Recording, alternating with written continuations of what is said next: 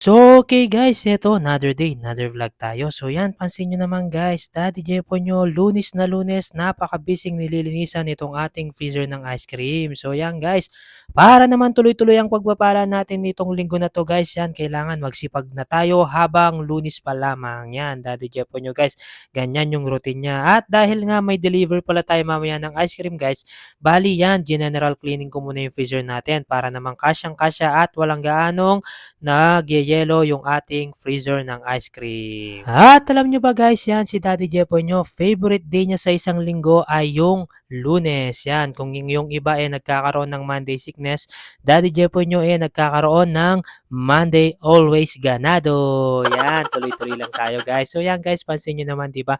May kakaunti pang natirang ice cream at kinuha ko yan dun sa ating freezer, dun sa pinaka main ref natin. And after nung guys yan, same routine lang tayo para tuloy-tuloy na yung umaga natin guys at laging ganahan tayo yan. Aayusin ko na rin yung ating mga pangmalakasang beverages yan para super lamig yan.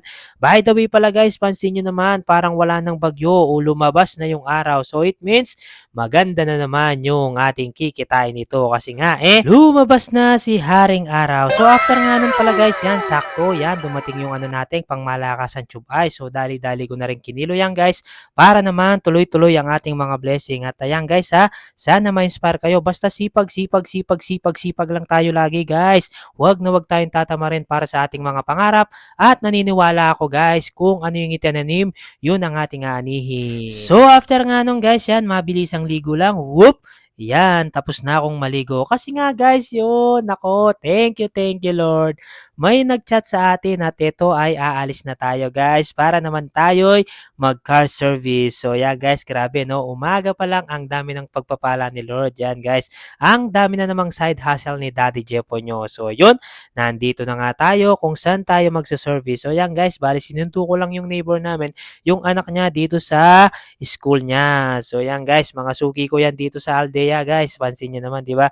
Thank you po. At thank you pala kay ma'am. Shout out po sa inyo. Napakaganda niyang kakwentuhan. More on kay Lord talaga yung mga pinagkukwentuhan namin. Nakaka-bless po kayo. At ayun, thank you po. Nahatid ko na sila.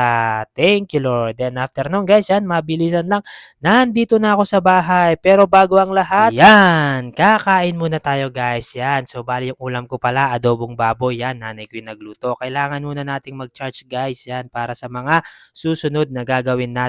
Yan, pansin nyo naman, ganadong ganado si Daddy Jepo nyo. At habang kumakain nga ako yun, guys, may biglang bumili. And after nun, guys, mabilisan na lang, water break lang tayo. Yan, kasi nga sa susunod na gagawin natin ay eto na, boom, yan. Ihahatid ko na naman ang boss Gino ko. Yan, may pasok siya. Yan, pansin nyo naman, sobrang sweet ng anak ko. At eto, guys, on the way na kami kung saan papasok yung anak ko, guys. Yan, di ba? Napakasarap lang talaga sa pakiramdam. Todo serve tayo sa aking mga pamilya. And eto na nga pala guys, yan, mabilisan na lang. Nandito na tayo sa school ni Gino. At ayan, pansin nyo naman yung anak ko guys. Sobrang excited na pumapasok. Yan, pakatok-katok pa. At ayun, nakapasok na siya sa kanyang room. At ayan guys, napaka-behave ng anak ko dito guys. Yan, pansin niyo, di ba?